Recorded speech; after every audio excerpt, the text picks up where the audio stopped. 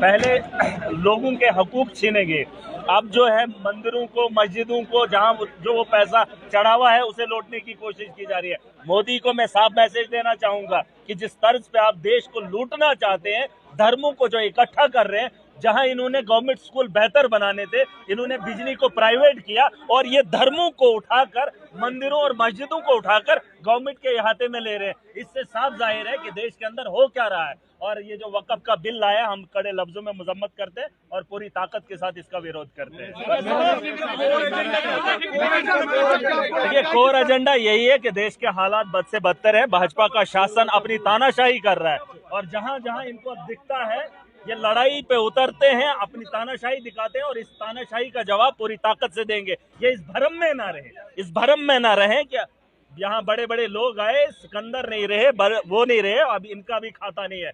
वक्त इनका भी आने वाला है, इनका काल इनके सर के ऊपर है। बता दो इनको कि लोगों के साथ छेड़खानी ना करो, जज्बात के साथ मत खेलो, धर्म के ठेकेदार मत बनो। इस देश को बढ़ाने के लिए स्कूलों को बेहतर बनाओ, हॉस्टल को बेहतर बनाओ, करप्शन पे रोक लगाओ। तुम माफिया देश के अंदर चला रहे हो और उसी तर्ज पे जम्मू कश्मीर के अंदर अगर काम करोगे तो पूरी ताकत से रोके जाओगे। यहाँ हम लुटने नहीं देंगे, ना हमने पहले देश को लुटने दिया, ना पहले हमने देश को बिकने दिया और आज तुम्हारा है। लेकिन ये अंग्रेजों के तब भी दलाल थे, ये वही लोग थे जिन्होंने अंग्रेजों के साथ मिलकर इस देश को गुलाम बनाया था। ये वही लोग हैं आज सत्ता में बैठकर इस देश को लूट रहे हैं, लेकिन इनकी लूट को हम पूरी ताकत से जवाब देंगे। वायलेशन नहीं, मैंने कहा जिस तरह पे ये सोच रहे हैं ना, हो सकता है वायलेशन कोशिश की है, इसका मतलब ये नहीं कि खामोशी से तमाशा देखा जाएगा, पूरी ताकत से जवाब दिया जाएगा। इन्होंने बहुत कुछ किया है, यहाँ बाबा साहब अम्बेडकर के आइन को धज्जियां उड़ा दी। देश के अंदर कानून है कहाँ, कानून है कहाँ? पूरे देश के अंदर आप तमाशा देख ही रहे हो। और यहाँ पर भी जम्मू कश्मीर के अंदर कुछ लोग कर रहे हैं अपने करतूतों को छुपाने के लिए। मैंने कहा वक्फ का बिल इसलिए नहीं लाया है मुसलमानों के साथ इंसाफ करेंगे, इसलिए इन्होंने जिन चीजों को पहरा देना था, आप पता कर लो, गवर्नमेंट स्कूल भी बेच दिए, इन्होंने प्राइवेटाइजेशन का माहौल किया।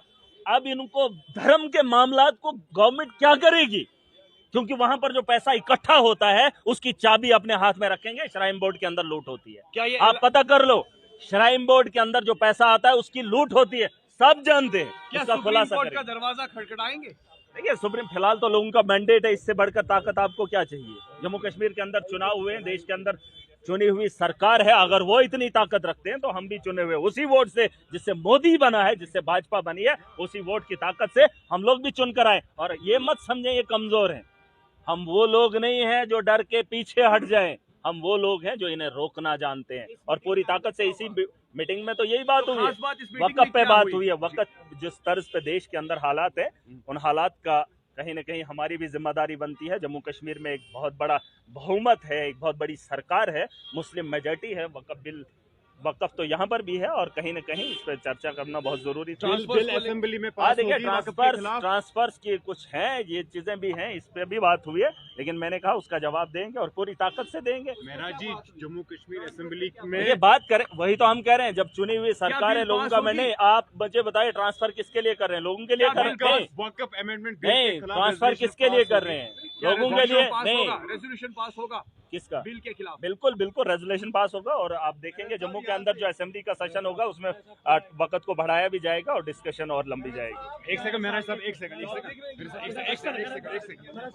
जानना चाहेंगे क्या कुछ डिसाइड आज मीटिंग में डिसाइड ये नहीं हुआ है कि देश के अंदर जो माहौल है मोदी का है, वक्फ की बात हुई है। वक्फ का बिल जो भाजपा ने लाया है, मुस्लिम मेजॉरिटी स्टेट है और यहाँ पर भी वक्फ की जमीनें हैं उनको छीनने की कोशिश की जा रही है। पूरे देश के अंदर लूट की ये चुनाव की तैयारियां हो रही है कि इकट्ठा पैसा कहां से आएगा। मंदिरों में हो, मस्जिदों में हो, गिरजाघरों में हो, गुरुद्वारे में हो, भाजपा उसे इकट्ठा करना चाहती है।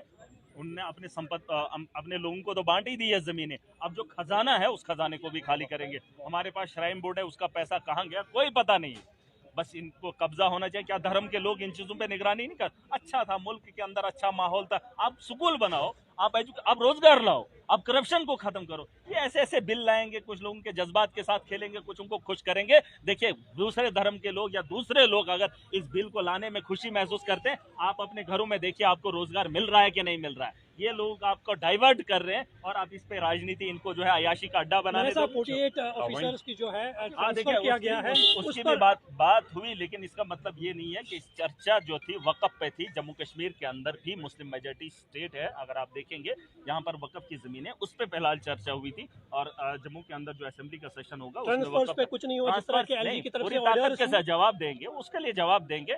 आपको क्या लगता है, जिन ऑफिसरों को लगता है कि एलजी हमारे साथ है, एक ऑफिसर को भी मैं छोड़ूंगा नहीं। हमने जमीन पे काम करना है, और जिन लोगों को लूटने के लिए आएंगे उन ऑफिसरों को मैं उन कुर्सी पे बैठने दूंगा। आप क्या बात करें, एलजी किसी को भी लेकर आए मेरे इलाके में, मेरे जम्मू कश्मीर के अंदर, हम बाहर के लोगों को या अंदर के लोगों को लूटने नहीं देंगे। हमने लोगों के साथ वादा किया है, हम बेहतर मुस्तकबिल देंगे, और बेहतर मुस्तकबिल में अगर खलल डालने की कोशिश कोई ऑफिसर करेगा, इस भरम में वो ना रहे कि उसके सर पे हाथ भाजपा का है या एलजी का है।